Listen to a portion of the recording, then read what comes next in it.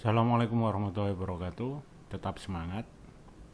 Kali ini kita uh, lanjutkan untuk kuliah dinamika populasi ikan. Di sini konsep stok ini sangat berkaitan erat dengan konsep parameter pertumbuhan dan mortalitas. Kita tahu bahwa parameter pertumbuhan ini merupakan nilai numerik dalam persamaan di mana kita dapat memprediksi ukuran badan ikan setelah mencapai umur tertentu. Oleh karena itu parameter pertumbuhan itu menjadi sangat penting karena dengan kita mendapatkan parameter pertumbuhan kita bisa memprediksi umur ikan. Kemudian mortalitas sendiri mencerminkan suatu laju kematian hewan, yakni jumlah kematian per unit waktu. Parameter mortalitas dalam model ini adalah mortalitas yang karena penangkapan, yang mencerminkan kematian yang dikarenakan oleh penangkapan, dan mortalitas alami yang merupakan kematian karena sebab lain. Jadi ada dua mortalitas, karena penangkapan dan mortalitas kematian alami. Kemudian sifat utama suatu stok adalah jika parameter pertumbuhan dan mortalitas ini tetap konstan di seluruh wilayah penyebarannya. Ya.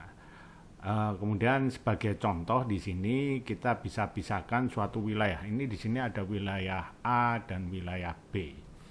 Di sini hewan di subwilayah A ini harus mempunyai laju pertumbuhan yang sama dengan hewan di wilayah B. Nilai pertumbuhannya sama. Kemudian hewan di wilayah A harus mempunyai peluang kematian yang sama dengan di wilayah B. Nah, ini kalau di dua wilayah ini mempunyai parameter pertumbuhan yang sama, kita bisa katakan bahwa jenis tersebut dalam satu stok. Ada dua alasan pokok yang menyebabkan tidak tepatnya dalam penentuan suatu stok. Ya. Yang pertama, wilayah sebaran stok secara keseluruhan tidak diliput dan hanya sebagian dari stok yang diteliti. Nah, jadi hanya area tertentu yang untuk pengambilan sampelnya. Contohnya misalnya perairan kita mau mengkaji stok ikan layang di Selat Madura. Nah, kita hanya mengambil sampel di wilayah-wilayah Kepulauan Madura, di daerah-daerah pesisir Jawa Utara, misalnya Pasuruan, Probolinggo, Situbondo, itu tidak. Nah, ini akan mempengaruhi hasil dari kajian stok. Kemudian seberapa stok yang terpisah ini digabungkan, misalnya karena wilayah sebarannya yang tumpang tindih. Nah, tumpang tindih stok ini juga menyebabkan kesalahan atau tidak tepatnya dalam penentuan stok. Dalam kajian stok atau dinamika populasi, atau di sini kalau diturunkan dalam identifikasi stok, ini ada dua pendekatan ya. Ada pendekatan analitik, ini ada pendekatan holistik. Kalau analitik ini kita mengambil sampel-sampel ikan, kemudian kita analisis untuk mendapatkan di sini parameter pertumbuhan. Nah, di sini bisa dengan bantuan software VISAT.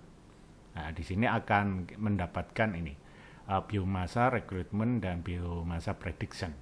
Sedangkan kalau menggunakan metode holistik, ini data-data pencatatan atau data sekunder yang dipergunakan. Misalnya di sini data CPUE, catch per unit effort ya. Jadi hasil data-data hasil tangkapan, jumlah alat tangkap tiap tahun, paling enggak 5 tahun. Kemudian yang ini dianalisis untuk mendapatkan hasilnya berupa parameter populasi. Nah, dari analisis holistik ini kita bisa mendapatkan ini cadangan ikan. Nah, kedua metode ini kita bisa menjawab dinamika stok cadangan dan tangkapan. Yang ini akhirnya kita pergunakan untuk manajemen perikanan tangkap. konsep dasar dari Fish Population Dynamic and Stock Assessment atau dinamika populasi dan pendugaan stok ikan. Ini konsep dasarnya di sini bahwa stok ini di sini ada yang masuk, kemudian ada yang keluar, ya. Jadi beberapa input di sini, beberapa stok yang masuk dalam penambahan stok ini, yang pertama dikarenakan reproduksi, ya, reproduksi ikan. Kemudian ikan pertumbuhan, mulai dari ikan kecil kemudian bertambah sampai besar. Kemudian imigrasi, ikan yang berimigrasi masuk kepada stok tersebut. Ya. Kemudian di sini juga ada yang hilang atau hilang disebabkan beberapa mortalitas. Ada mortalitas alami, ada mortalitas penangkapan, dan ada emigrasi. Jangan kalau dirumuskan ini. Ya. Ini BO ini kondisi stok awal, kemudian ini ditambahkan karena R reproduksi, pertumbuhan dan imigrasi, kemudian ini dikurangkan mortalitas alami, penangkapan dan emigrasi. Nah, jadi di sini jika input ini, jika yang masuk lebih besar dari yang keluar, ya, ini maka sebenarnya B1 lebih besar dari B0. Jika sebaliknya B1 kurang dari 0, jadi yang masuk lebih kecil dari yang hilang atau yang meninggal, yang mati, yang mortalitas. Ya. Kemudian ini jika BI sama dengan BO, ini daya dukung maksimum kotak. Jadi ini yang antara yang masuk dengan yang hilang ini seimbang. Kondisi ini yang sering disebut dengan MSY. Proses perubahan populasi. Di sini populasi bisa bertambah maupun mengecil, jadi bertambah ataupun berkurang, baik bobot maupun jumlahnya. Kemudian ini merupakan proses yang terjadi dalam populasi, dan dalam dinamika populasi dipelajari mengenai proses yang menyebabkan perubahan tersebut. Jadi di dalam DIMPOT ini kita mempelajari pertambahan, ya, pertambahannya kemudian dan pengurangannya. Pertambahan dalam sebuah populasi ini ada pertambahan individu, kemudian ada pertambahan bobot atau pertumbuhan, ya. Kemudian pengurangan seperti yang dijelaskan di atas tadi karena kematian atau mortalitas. Ya.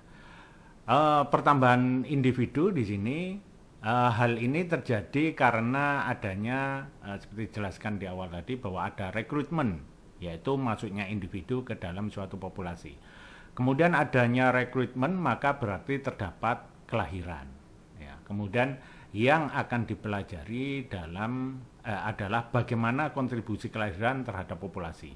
Karena tidak semua yang lahir dapat menyumbang populasi. Hal ini disebabkan adanya kematian. Jadi ada yang kelahiran sebagai input, kemudian kematian sebagai out yang hilang. Kemudian selanjutnya dipelajari juga bagaimana rekrutmen dapat menyumbang populasi.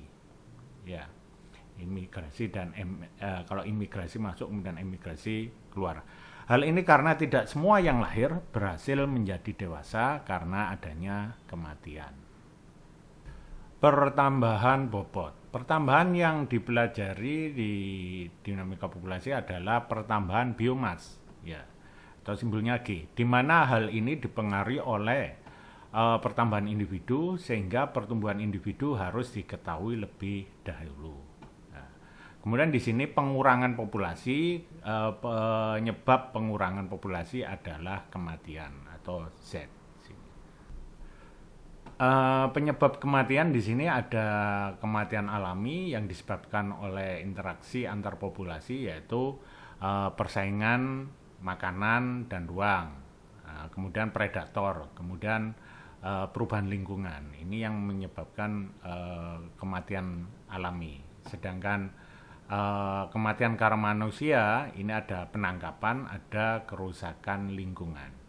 Ya, jadi yang pelajari dalam dinamika populasi ini, ya, ada pertumbuhan, ada rekrutmen, kemudian ada mortalitas karena penangkapan, dan mortalitas alami.